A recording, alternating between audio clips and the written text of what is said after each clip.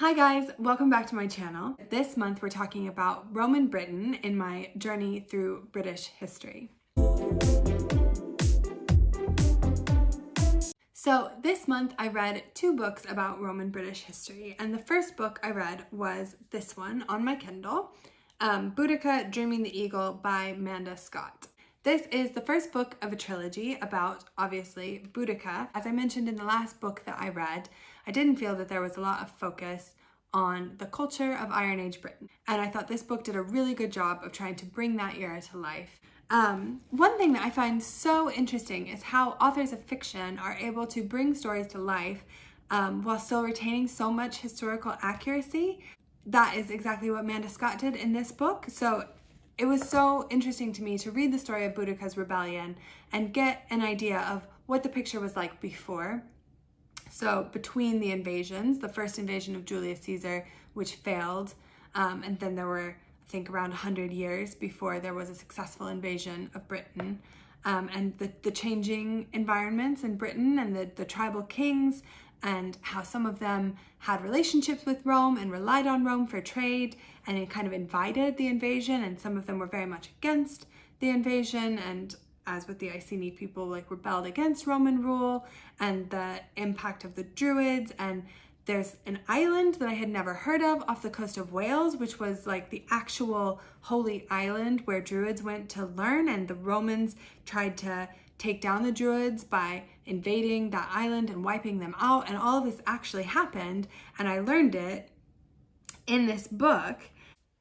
And then I read my next book, which was Roman Britain, A New History by Guy de la Bédoyère, who is a scholar of Roman history. This is, I have to say, a proper textbook. So it's not the most readable of books. So what I did, how I approached this book, is I read the first section on the history of Roman Britain, and then I just kind of skimmed through the rest and read the sections I was interested in.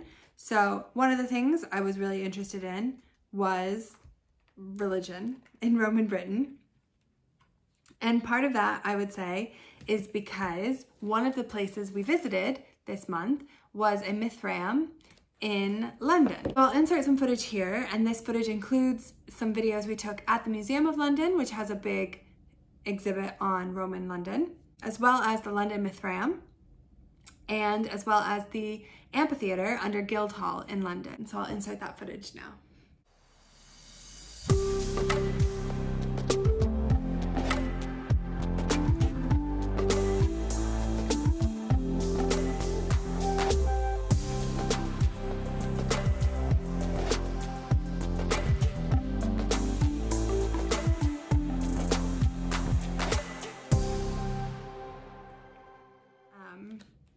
In our next trip, one of the highlights for me was going to a local museum and seeing a coin collection, because I had no idea how important coins are to understanding Roman times. And they had a coin collection on display which featured coins from Britain in the Iron Age, and now those coins were from rulers who I knew who they were. So there was Cunobelin's coin, and there was Caradoc or Caratakos and his coins, and I knew who those people were now, and it just made the exhibit mean so much more to me, whereas previously I would have just skipped that because I didn't care at all about coins.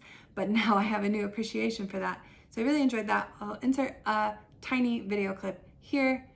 Enjoy the coins.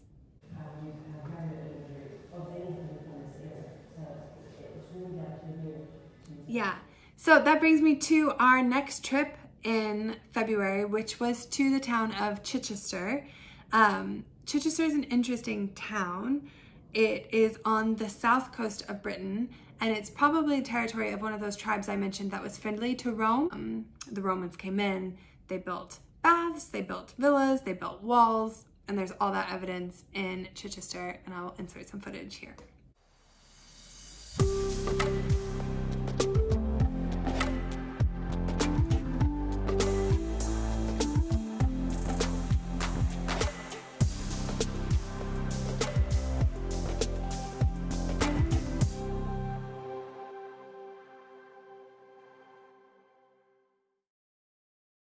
Alright, so we're here in Chichester, and what do we think? It's beautiful. The weather's great.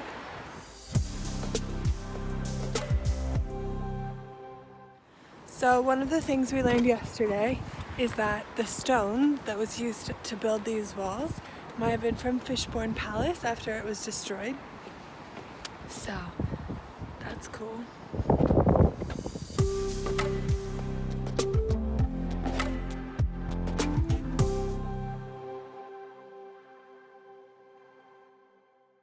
Okay, so those were our trips in February. I definitely feel like I learned a lot about Roman Britain, and I think that it's actually really interesting. Multiple emperors died in Britain. Even though it was on the fringes of the Roman Empire, it was clearly an important piece of the Roman puzzle. And I definitely had no appreciation for that before I read either of these books, and it was really interesting. So one of the things he concludes with, and one of the themes he tries to highlight, is the amount of effort that went into making Britain a Roman province. And by the end of the Romans' presence in Britain, this is kind of what he says. Britain in 43 had none of the infrastructure of a Roman province. It was necessary to create it from scratch. The effort was vast, the resources used enormous, and the results astonishing. Britain had been dragged from a world of rural farmsteads and dirt tracks, and from a society in which very few could indulge themselves in manufactured luxuries, into a completely new way of life. And then he mentions that in more far-flung areas of Britain, so in Scotland, Northumberland, Cumbria, and parts of the southwest, there would be nothing like this again until the arrival of the railways in the 19th century. This is absolutely no exaggeration. So I think that the transformative change that the Romans had on Britain is really incredible. And then almost equally incredible is how they just disappeared.